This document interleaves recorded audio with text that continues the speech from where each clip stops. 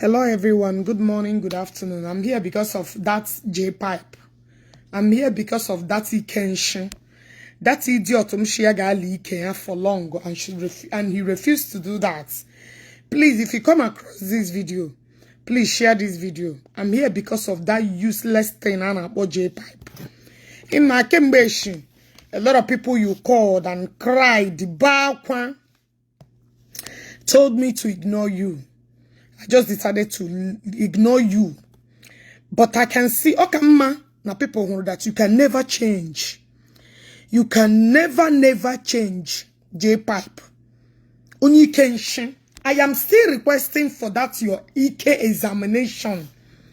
Guys, please share this video. I am still requesting for that your EK examination, which you must conduct. I will not be long on here. The day I'm not off here. Wednesday or Thursday that I will come for you because I just measure 16 hours. But I just come near get the preamble. Now I'm not here for you because you are an idiot. You were a very hopeless man. I know you will never stop until somebody get a which I'm coming back again 2025. I will go back to my local saga until I end those two bitches. Then I will come and face you squarely. Because you were a very useless man. He was the most hopeless, a useless woman like you. It is very hopeless. It is very hopeless.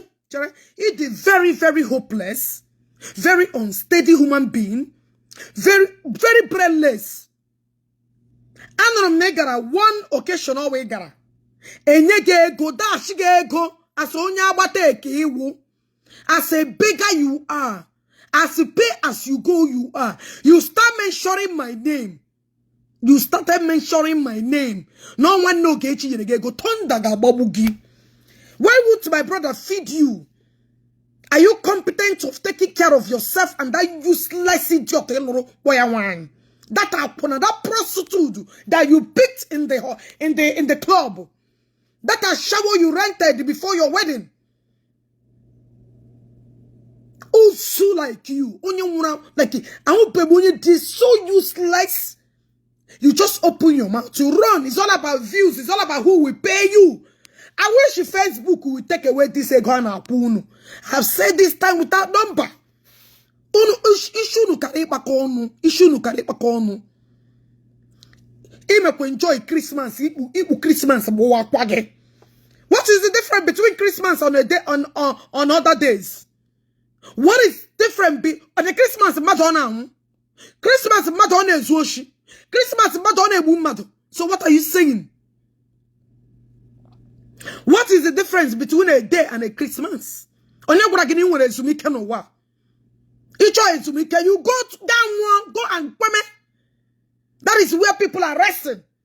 On a Christmas, won't you see me at work? I'll be working on that Christmas day. So what are you saying? If I'm not working, other people are working. Rest again on Christmas. If you want rest, so each is Sumika, gaga one. Turn the bubble. Let me even bound. Come on, get the fuck out of here. She got voice up. The video did not mention your name. She got full sound out unegi. Guys, share this video before I proceed. The matter is an injury be here. Suso pugia. Amado ha kuburu kwa Jpac kubuogi. Anona mwem. People you cried, but they have to call me. You still went ahead. You say, because you cannot forget the man. Jpac, when are you going for the EK examination that you accepted cold-heartedly?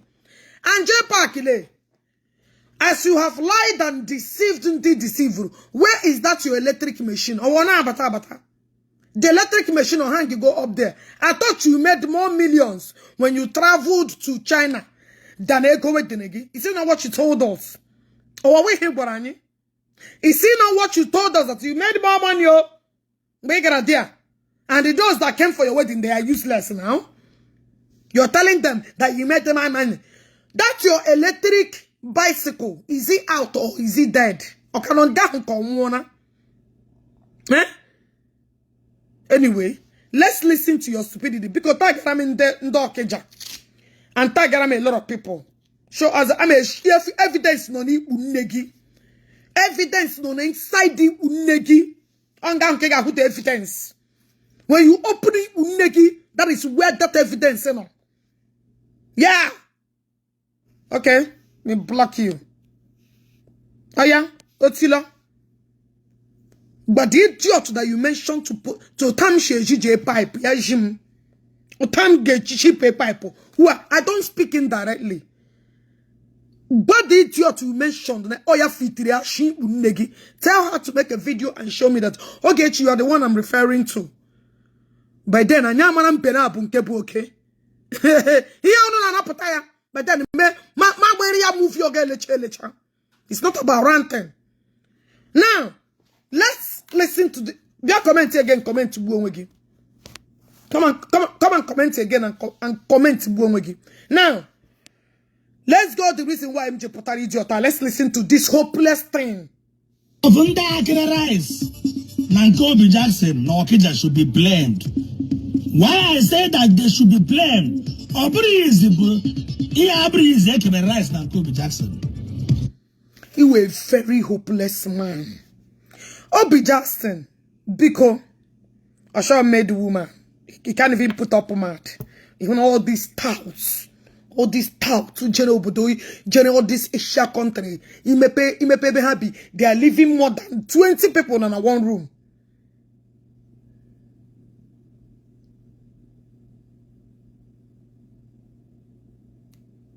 You want to go? Oh, those idiots.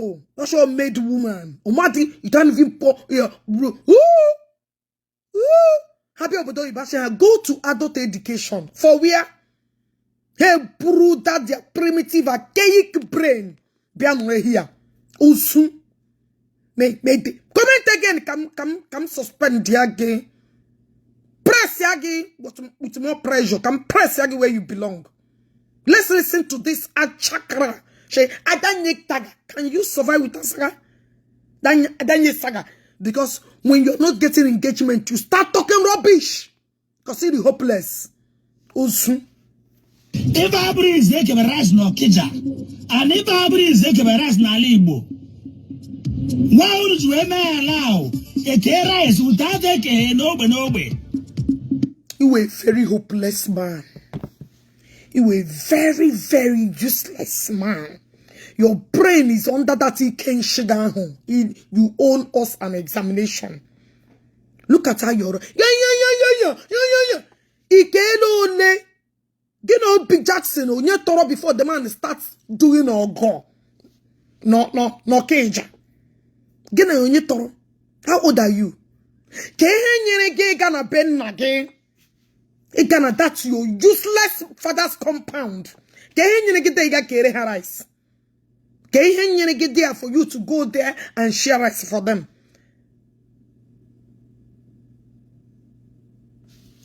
Oh yeah, get the fuck out.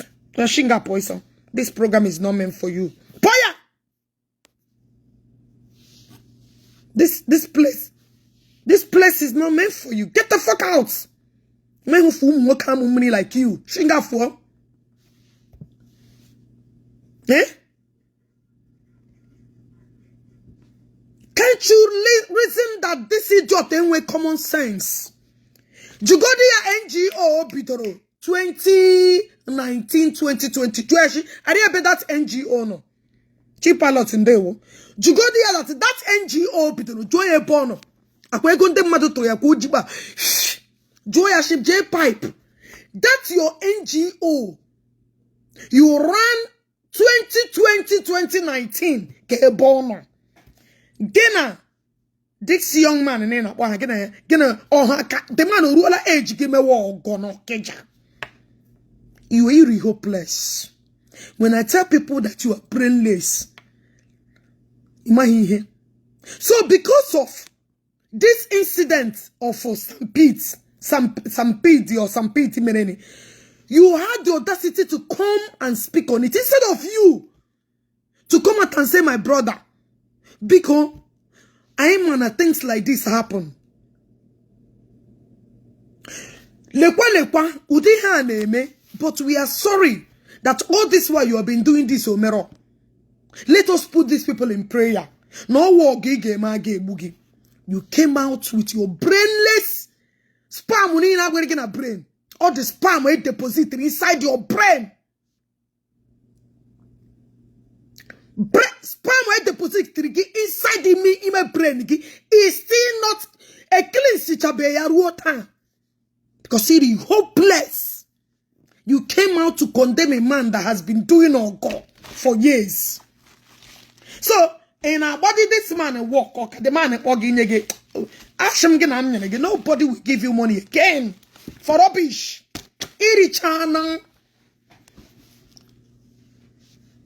Nobody will give this blew up because he were hungry idiots. You came out here a few months ago. My machine is coming in 2 days from China. They are supplying it. He pay 1.2, pay 1.5. He buruya 2 million. Because each onye ga atunye ga ego n'aka. Ke ga ji their money make business. God be deceitful, gullible idiots. Amalife that listen to a fool like you. Okwa the same idiot to say, na grandmother, in an akachega, where I make business, Jpac, you put the machine and we want to see it.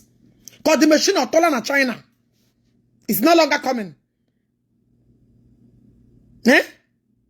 Ichoroko Jackson na biabo ginye geko, itolashi. OMG no here. OMG, you don't go get shaken. I don't know all these people that you are doing their free commercial. Me want a free commercial. And I'm nena was it because actually maybe in a shop, okay? Can make commercial. Or we him troki name. Man dash na gonna get help give me free commercial. And I like here. Cause I unu na ga bazuru. Unu ga choro. Cause I'm what I had na very soon Facebook will stop this monetization in due time. Kono bano uru. Look at you that open mouth and be talking to Obi Jackson. I'm one neki. Obi Jackson a bit of a walk no cage. So you guys will not remember the good thing. Not you guys, you in particular will not remember what that young man has been doing for years. Helping people just because of little accident it took place, which can occur. Did America know that 9/11 got better? Did America know that 9/11 got better? He changed the way and a fake plane. And when you had the nuts to start blaming people already because it is hopeless. It's only blame you see. It will not get sense. Oh yeah? This is okay. Oh, this idiot or fake account. Oh yeah? Fuck off. What tell him to she got for. So he wanted the nuts. He wanted the brain to come out online and start blaming a man that has been doing all God. Instead of you say, hey, Potashe, my brother, we know you've been doing this for years. We are sorry that this thing happened to you. Hell, may their souls rest in peace. Gacho when you blame. Gacho when you blame because you're useless. Ojazibo, that small boy, Jirinwe problem. Hold on, let me see what this idiot said. Oh yeah, fuck off. Oh yeah, Shingafo. Fuck off. You're not meant to be here. Oko Jazibo, Jirinwe problem, a young boy. Baby do. You are always looking for downfall before you will come out. It's all about one who for Jpac. I will be the person gonna watch champagne in Elishigi.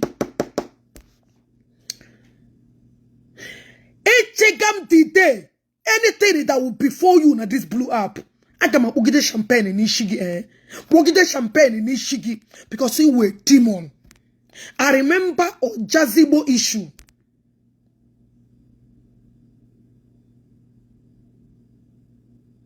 Eh? You started destroying this young boy. Nelu na this young boy in Gagaturu pen. Gay piton. Criticize the boy. Criticize the boy. Gomaya. No him any oji to accident. No him any nkajirime because of your evil-minded set of being. Jpac evil. Jpac evil. I keep saying it that you are an evil soul. Evil. You will pen and madukine dwell in it. Anything it will pen. Anything it will pen. That is where I'm okay. It will evil. You are an evil idiot. But because of idiots, then actually promote their page. They will not come out and say the truth. They will be talking rubbish. I want the person that don't give a fuck. I will say it the way it is. Yabasagi with a mini satuya. Guess when you get happy, I got happier. Who give a fuck? You are an evil idiot. Eburu man go de population the too much. Ndago na go, karare ndago anahago. Rice ya na eke na. Ogwabu na eburu rice ya gada jana nke PG. Eruzo na nke PG. Eke no ogbe na Okija. Obodo ọbụla nwere ogbe. Obodo ọbụla nwere ikwu. Obodo ọbụla nwere kindred. Ekesi onye ikwu na ibe na ibe. Jigodi this idiot. Jigodi this anu ohia na enya advice. Share biko. Owunde obefa. Ohana aba Christmas. Ego ni na atụrụ ya na wedding. Ego ni na atụrụ Jpac na wedding. Jpac enwere ego iwepụtara ga na okpokpo unu ga ke rice. At least you teach them how to do it. Enwere ego iweputere from all the China itatara ego karịa nke dara na wedding ego according to your words. Ichetere na ụmụ ogbenye ka na-eme exist. At least they should learn from you. Jpac ị na-enyekwa ndị mmadụ ihe.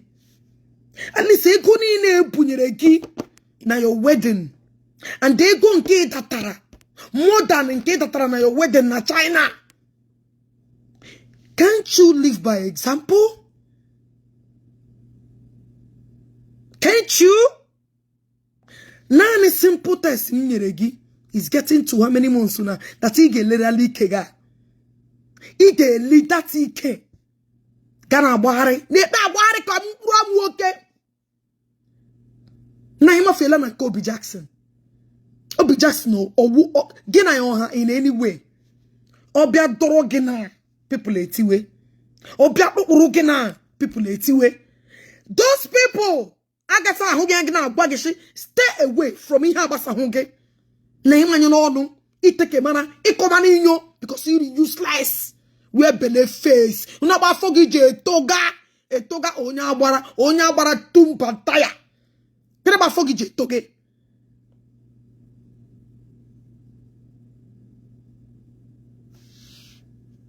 Come on, Shinga voice. Come on, fuck. Come on, Shinga voice. Get the other far of here. Shinga susupu. Chineka bogoko. Nye.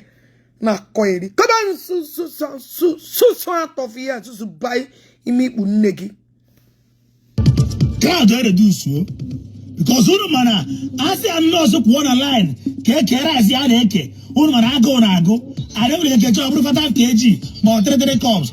I got the wooden money. And then what procedure? And then who sort of yes, and that also has a mife. Mere edge more than 2 trailers of rice. No cook them. 9K what God cannot do does not exist. Pastor Jerry, Ekerendomi, more than 5 truck. K rice more than 2 trailers. KG, K rice, K agba, K nine, 104 do to him again. Ekere no be. K ni iku ni ibe. Ekere no soro. K no munna. Population reduce wo. Oh, imi he no ke ibe. Ko na about ibe campaign. Ebubuta as it they were the one Bruno Rising Kunu. Word 2, Bruno Rising Kunu. Word 3, Bruno Rising Kunu. A mere word by word. All over Abasa again one crowd. Ever a crusade, 100 days end of the Ipopa crusade 100 days. Amado Hamabukwegi. Is it not the same Zion we've been fighting all this while? Is it not the same Zion you have been fighting all this while? Jpac, Ashim 100 days, Ira hit for 100 days, may you never come back again. Ira again. The same 100 days you have been fighting for years. Now you prove like a pattern of your stupidity. Later 100 days, Bob Wookie. Or how was you in the 100 days? Every time 100 days, up your job, they start killing, they start permanent. Jpac, may you never see anything good in your life. They're not like it. No can do up your job. So the 100 days now has become your example. Eh? 100 days now has become a example. The same 100 days now we put on the boogie, then I boogie, Igbo 100 days again. So 100 days is okay. 100 days is no longer the bad people. 100 days at this house in dojo. Biko Jpac Orie Afo Nkwo okay agafela o. Ka agbara ndị ngobala. That's Oshishin Dengobala or Ima coming back for you 2025. I just want you to get yourself fucking prepared. That thing go and pay them again. Imagine because you will start stepping on people's toes again. You will learn how to mind your business and create content. You will start stepping out of your boundary again. Thank God that the people who are listening to them or they can disrespect them.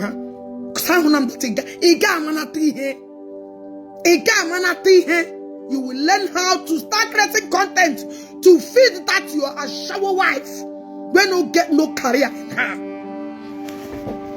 You want to go? Thank God, I disrespected them. I'm respecting her, but I want that you have not learned your lesson yet. Because you will not allow people to mind their business. As far as you will not shut your ass and mind either. And you're looking for people to extradite me, right? Have you forgotten? You asked for my address. You asked for where I work. And all these useless single mothers, all these hopeless in America, in the different countries, all these hopeless women, Diana Popatawan, Chopo outside, Anna Hutinebo. All these useless, hopeless women that think about Diha here, Diha war had the rank. All these hopeless women, and when get on a dinner up and down, they gathered where you are and start talking rubbish. Now I'm a member getting I will call a gata because are you guys haven't gotten the information yet? After the burial, we are coming to see Agachi. One person called me from one place. Agachi. And they said they are coming from right information. Okay, but don't want to share, no problem. I did. Animal Fuma. You want to have the address? Are you still looking for you, Shabarangi? The best thing for you to do if you are looking for my address. I am the only woman and I do on social media. I am the only source that will never hide herself in this blue app. I want the only woman in my address. I'm not talking no longer. Now this America. Ask anybody. Asking anybody to give you my address is the biggest mistake in many. Some of my fans, okay, if you call me again, I'll block you. I hate fans that panic. Every fans that panic. I hate panicking people because I know that all these idiots are not competent to do shit. They are too weak to stand me. Nigeria. Well, 80% of them wanna hand on Obudo Ibo. 80% of them hand on here no.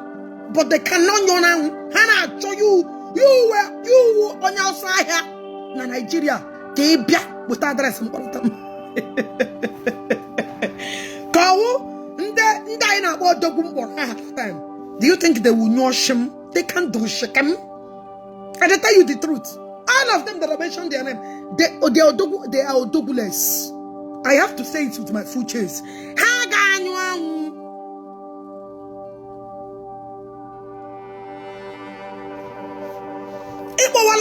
Because you should mind your business. Stop stepping on people's toes that did you nothing. Learn how to mind your fucking business. Create content. Start creating family content. That is what people want to see, what you are made of. Leave people and their pains alone. Only him and they deal with it. It's none of your business. Obabunu rice all the hammer. If they go the two cups of rice, they will appreciate you. What have you done to your people? Is there no? Are we Lozeus, my boyfriend? My boyfriend Lozeus. No kerema. No boni de sam. Are we who ya? You know see him? Are you what he did on the streets? Hello, Zeus no mona mashage. Lozeus mo koma. Ya wona malube di magalo wala. It doesn't matter whether I'm Atorom or Torom. I will just go and marry him. After all, why in Aluwoke these days? Onani the sugar mommy. Onani work I had no that no. You will love Zeus or go. Yarusham major lawyer. Lawyer Jacob Loria. I can't a Gemina and a Jalumo. And when how is it possible now? Are we only Zeus so many? Body or again, can't you do it in the one nigga? All this die or don't get a hand on. Can't you call them? Because you're making rice because you're 1 million. Gabo neck at your making rice, you're 1 million. Can the put the buy or again, mba. Oh, and you give for job forget. You give for job forget.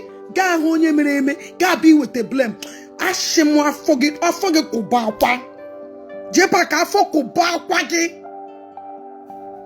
Afoko ba kwage idiot here puta ngbe ihe people ihe mere people oh here na ho one ihe mere people ga gbapụta anytime onye na agba ho gbasara gi gina one gi ga be useless wo wunu me wala family content even on enye ego. You see content creators making it big. Oh yeah, get the fuck out of here. Come on, Shinga for some. Get the fuck out of here. You're not welcome here. You didn't even have compassion. Show good sympathy and empathy of people that lost their lives. Blame it, Pito goes. If you don't push on what blame, Osubo. You put on a portion of my brain. Osubo. Yes. After that, bleach, I bring it on. Yes. Actually, me wu PJ Fashibu. Ndejile jilanya who young boys. Zewusu who my like all my targets. If I go that route. Yes. If I enter sugar mommy level, Zewusu is my target. You not worry. A body black, fine boy. You know who you like this. Oh my one day, mini or shingo mini. Nuna who's dog Josie. Do you think I will know? Oh, sugar chang 1 mini. Those who say all these sugar mummies. Because they will come after you. You are my target. Nah, everyone get just make you put your face in threats. You are my target though. When you're spec, you are my spec. Yeah, won't be how poor. Even Tim, they are aware of it. Like boyfriend, the more. Like my boyfriend, the more. Me with a lot of boyfriends. Voila. Bish. All this sugar mommy, I'm gonna cap or PJ fashion, Yahoo Galo, and they want people. Your destiny is crushed. You will never remember. Ogalagi, Laheni Neki, Don't you ever go that route. Can you when you again make it a big boy? No need funny, man. Runya dinner the society. What I go? Rubbish. 100 days crusade ended. Now Gopala that contains more than 30,000 capacity. That 100 days he mentioned, may it be your last day in your life. That 100 days you mentioned, may that 100 days choke you. The same 100 days that started problem again. Can I to give a good reference? You are a very useless human being. What kind of a hypocritical bastard are you? The same 100 days it don't go. So, how will I good people now? So how will go good people now for an example? An example. And what do haga mabuki? He will idiot. Me that 100 days tapugi regi ki wonyobu. Me that 100 days choke out to your tongue. Go bu target chineka progono. Who even gave you the impetus to mention 100 days? If I ask, guys, share them this video. Share this video. Share them this video. Only Brady use 100 days as an example. Hey, Arabalo Nyara. Arabalo, that's what on. Ma, maybe hit too much here. Yes? Only Brady mentioned 100 days. Only Shaggy mentioned 100 days. No, share them this video because the next time Jesus will be here. 30,000 Onye Barage to mention 100. Oh, they are not wicked anymore. They are not deceiving them mother anymore. They are the proper people again. Here Ghana Tofu. Now 100 days. Industry. Oh, he has now become your part of your example. Jpac, Rara. Rara, this 2025 happened hot like 2024. Rara, just Susuruki Rara, just wrong with Gike. Susuruki Rara, Amado Hamabuki. In a single service for over 3 days, no single soul was lost. Oh, so I was in a 100 days in Matamwa. Never, oh, Bikono, guys, so wait, Biko. Is it the same person saying this or the same people? Puru ne when them 100 days. Oh, is it a different person? He said this. Oh God. Everything on your head.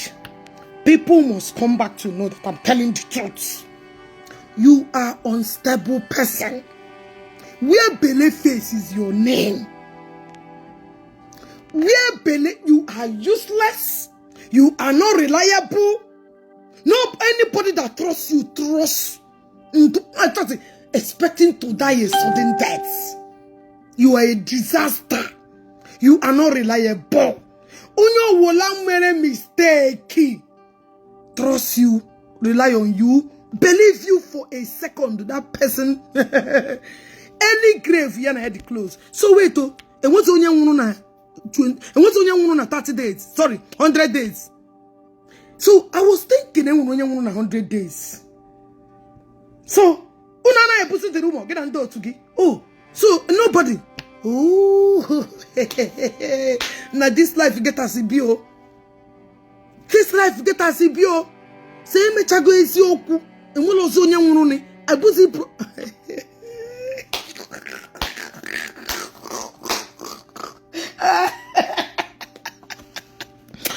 That 100 days will be your end.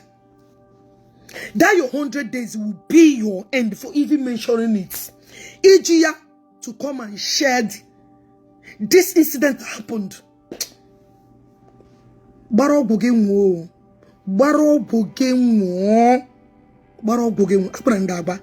That you will come back. You will come back. It's just a matter of time. You, Igalotam. You. Obida baby. Iga return no. You are coming. Osun. Okwere kuduto na megini evere n'usoro nangai church bossa and again line by line ekere thousands of rice na nke dunamis na Abuja onwere single soul was lost because gini ekere n'usoro nangai so nduka awu bad people ki jize nye example nduka emena gị nduka emeghe gị ozi ha ka ị na-elisi iji nye example such an irony of life. Oh. So nduka na using DJ. Guys, I gotta report to this video. I told you. Click love and like and share. Click love and like and share because click love and like and share because I'm not here again. I know that's how they operate. Click love and like.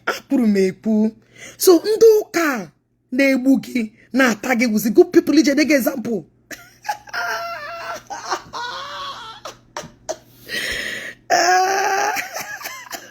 Chiri nduka wu uke gbena gi uka na gi uke destroy ya gi uke fuck wo gi. I thought something you hate is something you don't use a example. So ozi nduka na uzi ndije nye example Jpac. Nibe na uware no crowd. Ebe the rise ke na Abuja ma palliative onwe ha nwuru ni abo ke na word by word local government by local government.